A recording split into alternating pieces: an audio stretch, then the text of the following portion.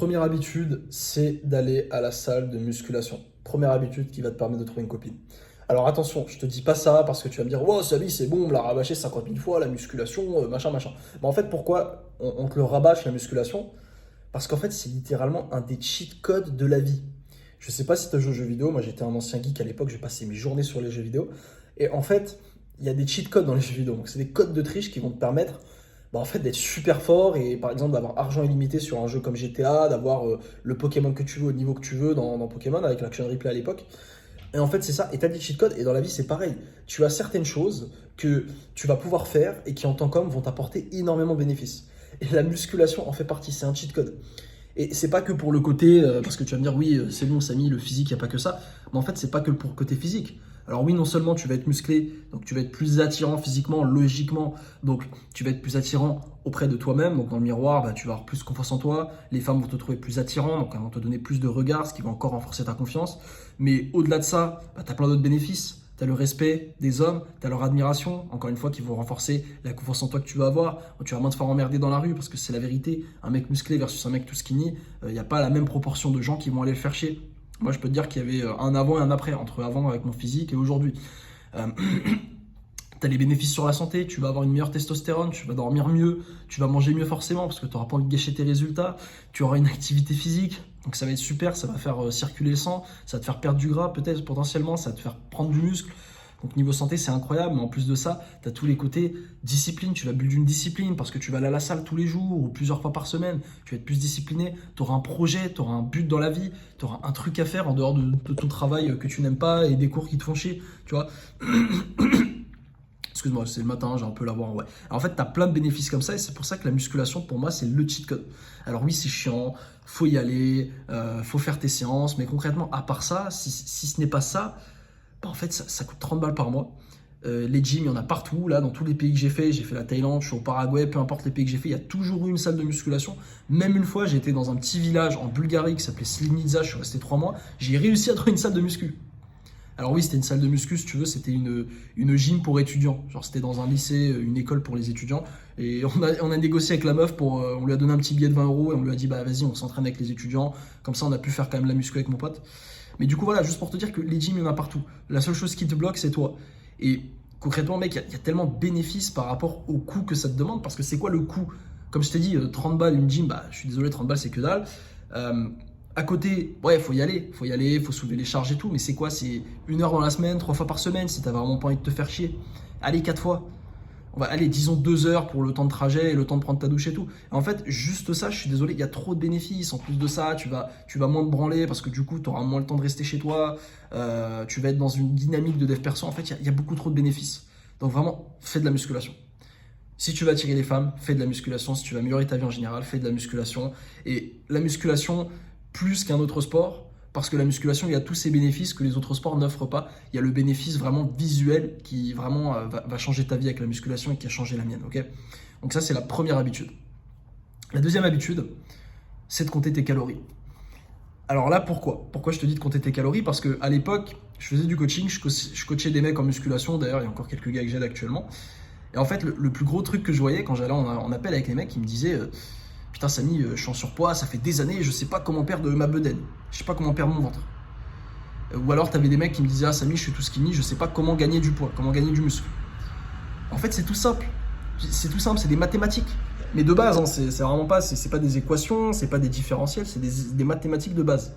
C'est ok, j'ai envie de perdre du poids, je vais faire un déficit calorique. Donc, je vais consommer moins d'énergie, je vais ingérer moins d'énergie dans mon corps que mon corps n'en dépense. Comme ça, ce manque d'énergie va aller le piocher dans tes graisses actuelles. Versus, j'ai envie de prendre du poids, et bien là, tu vas faire un surplus calorique. Tu vas consommer plus de calories que ton corps n'en dépense.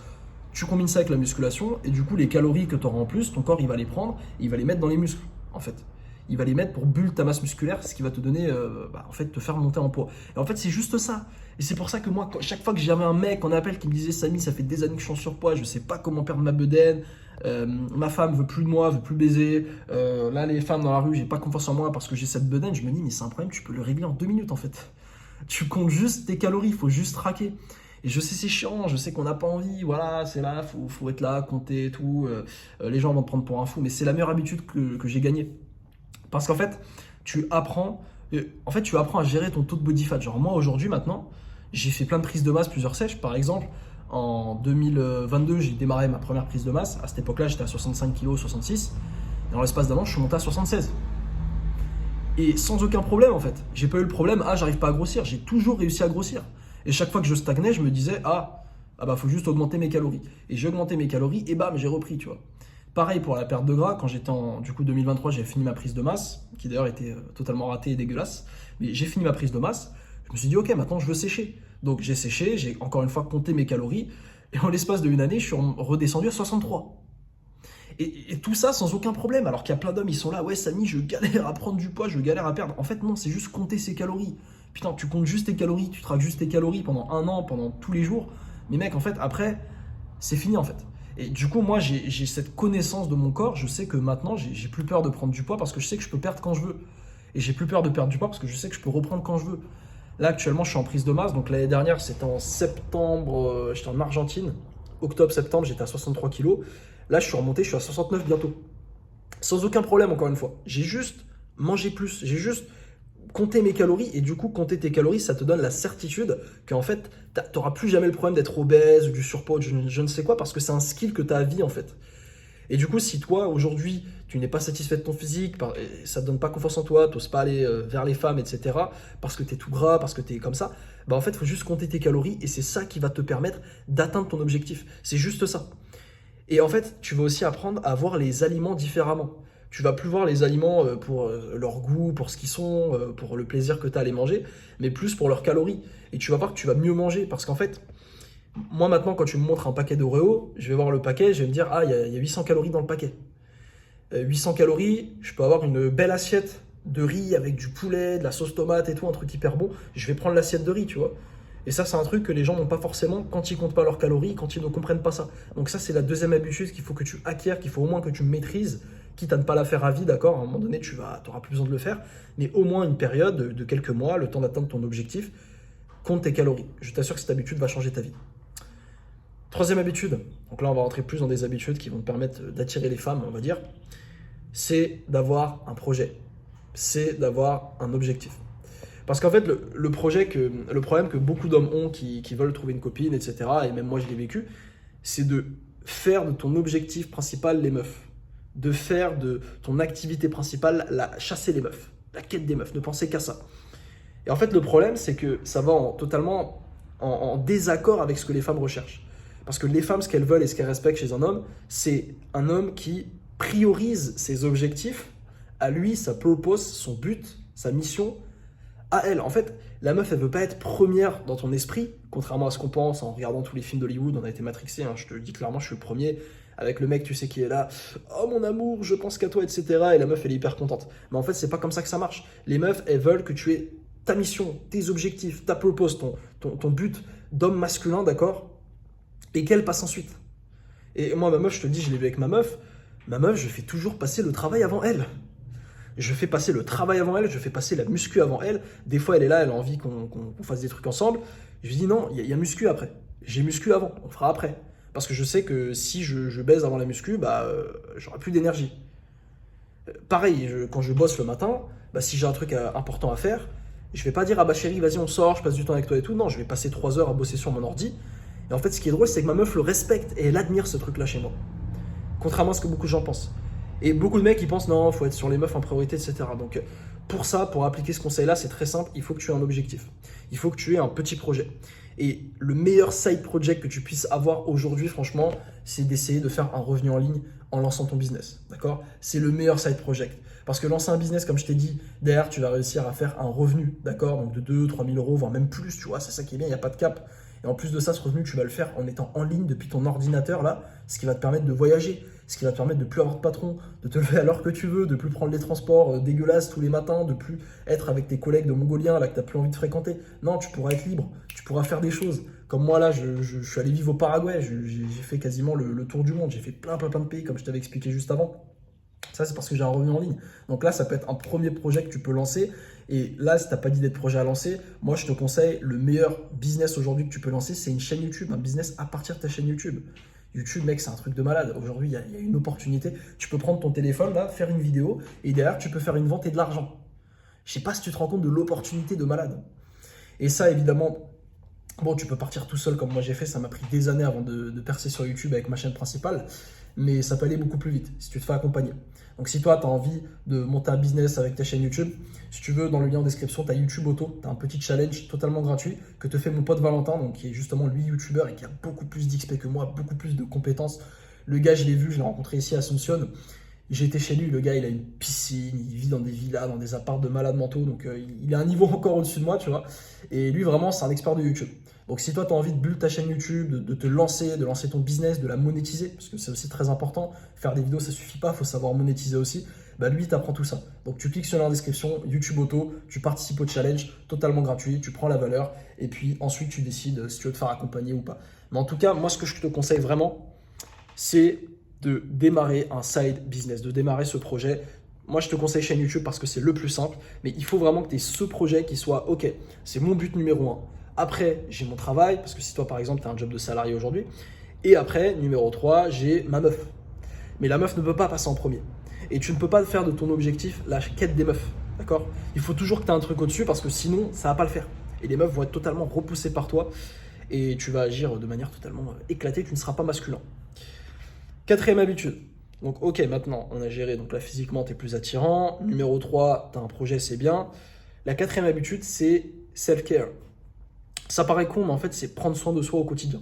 Prendre soin de soi au quotidien. Tu vois, tout l'inverse de ce que je fais là actuellement. Parce que là, donc, je bosse pas mal, j'ai ma meuf, je suis en couple. Donc, tu vois, quand tu es en couple, tu n'as plus besoin réellement d'être parfait tout le temps, tu vois. C'est vraiment être parfait quand ma meuf est là, tu vois. Mais là, vu que je bosse beaucoup, bon, je me laisse un peu aller. Mais normalement, quand tu as un mec qui est célibataire et qui veut séduire des femmes, en fait, il faut que tu sois toujours carré, en fait. Il faut que tu sois toujours bien rasé, il faut que ta peau elle soit nickel, il faut que tu aies une skincare, il faut que tu sois, voilà, même tes sourcils, tu vois, faut pas qu'il y ait un truc qui dépasse comme ça. T'as plein de mecs, ils ont un problème, c'est qu'ils ont des sourcils comme ça, tu sais. C'est les sourcils, le truc part en couille. En fait, ça, faut tailler, faut raser, faut bouger le mono-sourcil, en fait. Faut faire attention à ton apparence, faut bien t'habiller quand tu sors, quand tu vas à la salle même. C'est super important quand tu vas à la salle. On a tendance à prendre, tu sais, le premier maillot de foot dans l'armoire, la première tenue dégueulasse. Non, la salle, faut que tu sois bien habillé. En fait, faut que tu prennes cette habitude en tant qu'homme, et c'est difficile, parce que même moi, j'ai pas été habitué à ça. Moi, enfin, mon daron, c'est quand il sort, ils sont en jogging, tu vois, ils s'en bat les couilles. Mais c'est super important quand t'es un homme qui a envie de séduire des femmes, qui a envie d'attirer les femmes plutôt. J'aime pas le mot séduction, ça me plaît pas, je sais pas pourquoi. Mais si tu as envie d'attirer les femmes, il faut toujours que tu sois sur ton 31. Parce que tu sais jamais sur qui tu peux tomber. Tu peux tomber sur une meuf dans la rue, ça peut être la future mère de tes enfants, tu peux l'aborder potentiellement, ou même elle va t'aborder. Peut-être à la salle, il y a une meuf un jour, elle va te demander un conseil. Et en fait, le truc, c'est que si tu es mal habillé, tu n'auras pas les mêmes opportunités. Si tu prends pas soin de toi, tu n'auras pas les mêmes opportunités que si tu avais pris soin de toi. Là, si tu te brosses pas les dents avant de partir, je sais, ça paraît fou, mais il y a vraiment des mecs qui ne se brossent pas les dents avant de sortir de chez eux. Et bah justement, avoir mauvaise haleine, ça peut te niquer des opportunités avec des femmes. Comme je t'ai dit, il suffit qu'une meuf à la salle, elle voit que tu es bien habillé et tout, elle a besoin de demander un conseil à un mec, bah elle va demander à qui? Elle va demander à toi. Mais si tu étais habillé comme un clochard et que tu étais dégueulasse, bah ouais, elle aurait pas été te demander parce que tu la dégoûtes. Donc en fait, voilà, faut que tu prennes cette habitude, self-care, toujours quand tu sors, être sur ton 31, être à ton maximum, être à ton top, toujours se raser, aller régulièrement chez le coiffeur, tailler les sourcils, etc. Donc ça, si tu as besoin de plus de conseils sur le globe, tu as ma chaîne principale, Samy Espacé, tu vas avoir plein de conseils. Mais en tout cas, voilà, cette habitude, elle va changer ta vie et elle va te permettre du coup de trouver une copine. Et d'ailleurs, si je peux te donner une cinquième et dernière habitude qui va te permettre en fait de réussir à trouver ta première meuf, ou peut-être juste une meuf tout simplement, pas forcément la première, hein. Mais en fait, ça paraît con, mais il y a beaucoup de mecs, et moi j'avais ce problème-là, c'est qu'on est là, ah oui, j'ai pas de meuf, je machin, je galère avec les femmes. En fait, la question, c'est tu t'es pris combien de rejets? Et c'est ça la cinquième habitude, c'est te prendre plus de rejets. Te prendre plus de rejets, d'une manière ou d'une autre. Alors moi, ce que j'aime bien, c'est comparer la séduction avec le business. Putain, pas la séduction, parce que j'aime pas ce mot, mais bref, vas-y, on va dire la drague ou les femmes avec le business. Donc, t'as un truc, donc t'as le produit, l'offre, c'est toi, c'est la personne que tu es. Et l'offre, c'est est-ce que tu veux sortir avec moi? Parce que c'est littéralement ça, là. Toi, ce que tu vends à une meuf, c'est est-ce que tu as envie d'être ma meuf? Ou est-ce que tu as envie de coucher avec moi? C'est ça ton offre. Le produit, c'est toi. L'offre, c'est ce que tu veux coucher avec moi, ok? Et ensuite, tu as toutes les étapes. Donc, juste au-dessus, tu as les sales. Donc, ça va être les discussions que tu auras avec la meuf, comment tu vas réussir à la convaincre de coucher avec toi. C'est comme un sales call, en fait, c'est comme du closing. Et au-dessus des sales, avant de ramener la meuf en call, eh ben, il faut avoir du trafic. Et le trafic, c'est comment tu vas amener les meufs à te connaître. Et le problème qu'ont beaucoup d'hommes, c'est qu'il n'y a pas assez de meufs qui te connaissent en fait. Il n'y a pas assez de meufs qui sont à ton contact. Parce que si tu passes ta journée à la maison à bosser, que tu vas seulement à la salle, bah en fait, tu as combien d'opportunités? Tu en as quasiment zéro. À part si tu abordes à la salle, tu as zéro opportunité par jour en fait. Donc il faut que tu trouves un moyen de te créer des opportunités, que les meufs puissent te voir, puissent comprendre ton existence. Parce que ça, c'est la première étape. Si une meuf ne sait pas que tu existes, tu peux t'appeler Chris Hemsworth, il va rien se passer. Donc il faut que tu trouves ta source de trafic et que tu te prennes plus de rejets. D'accord? Donc moi, par exemple, la source de trafic que j'ai choisie, c'est Tinder. Parce que je suis pas un mec, je vais pas te mentir, j'aime pas aborder, voilà, ça me fait chier, être là, j'ai l'impression de courir après les meufs. J'aime bien quand c'est naturel. Et du coup, voilà, moi je suis plus à l'aise sur Tinder, je trouve que c'est beaucoup plus intéressant. Après, je peux quand même aborder, mais moi, c'est ce qui est le plus simple pour moi en fait. Maintenant, peut-être que le plus simple pour toi, ça va être d'aller aborder. Ça va être d'aller dans la rue, d'aborder des femmes que tu croises au quotidien. Moi, je sais que j'ai mon meilleur pote, c'est ce qu'il fait. Lui, il aime pas Tinder, il aime pas ces trucs-là, lui, il préfère aller aborder les meufs, et il les aborde dans les supermarchés, il les aborde et tout. Bah voilà, et toi, ça peut être ça. Et en fait, il faut juste que tu te demandes comment je peux me prendre plus de rejets, parce que en fait, ton nombre de rejets que tu vas te prendre, il est proportionnel au nombre de meufs que tu vas avoir du coup au final. Et un mec, prenons-moi il y a quelques années, qui n'osait pas aborder les femmes, etc., qui faisait rien, qui faisait aucun effort, bah je me prenais combien de rejets? Je me prenais 2 rejets par an en fait.